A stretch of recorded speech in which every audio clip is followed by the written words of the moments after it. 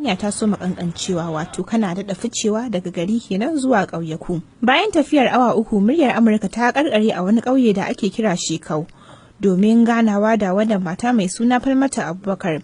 Ta faɗa cewa ita ce mahaifiyar ɗan ta'addan da Najeriya take nema ruwa a jallo, wato Abubakar Shekau, shugaban ƙungiyar Boko Haram.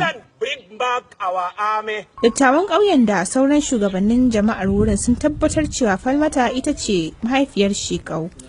Mahaifinsa wani limamin ƙauyen ne. Falmata ta ce bata taɓa magana da 'yan jarida ba kafin muryar Amurka ta tunkare ta. Ta ce bata san inda ɗanta yake ɓuya ba.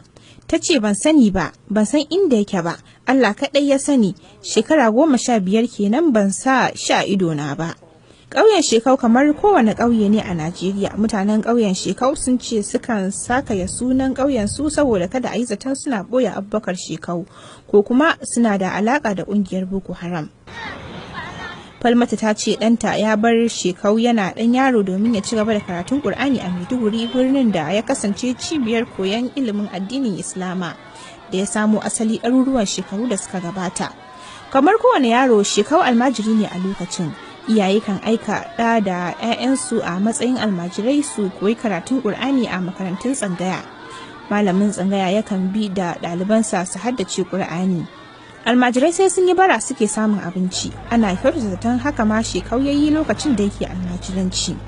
Yayin da yake neman ilimin addini kamar yadda mahaifiyarsa ta faɗa, ta yi imani lokacin ne ɗanta ya haɗu da Muhammad Yusuf, wanda ya kafa ƙungiyar Boko Haram da ya haramta ilimin boko.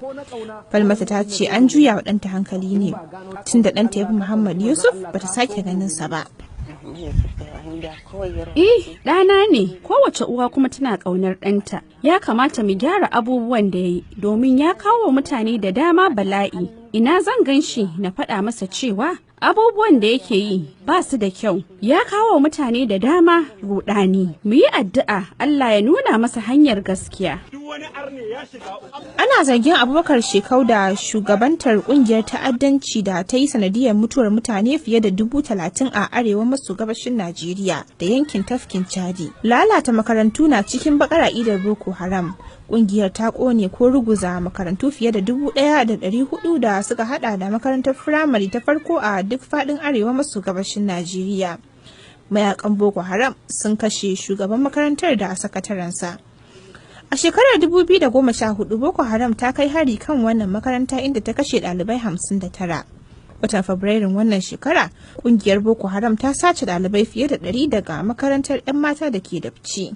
Bayan wata ɗaya, 'yan ta'addan sun mayar da yaran amma sun rike guda daga cikinsu mai suna Liya Sharibu, wai domin ta ƙi musulunta. Sharaɗin da suka gindaya mata kafin a sake ta. Mahaifiyar Liya, Rebecca, da ƙaninta sun ji a ransu cewa har yanzu Liya tana da rai. Sace 'yan matan Chibok a shekarar 2014 ya sa duniya gaba ɗaya ta farga da ƙungiyar Boko Haram.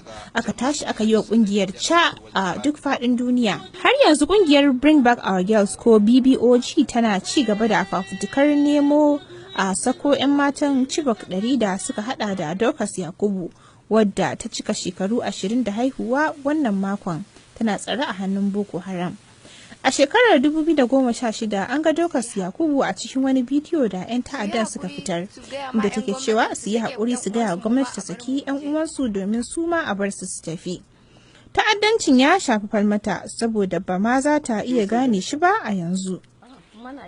Ya ɗauki nashi ina shi ya gudu, ni ban san irin wannan halin ba, ba irin tarbiyyar da na bashi kenan ba. Allah dai kaɗai ya san daidai.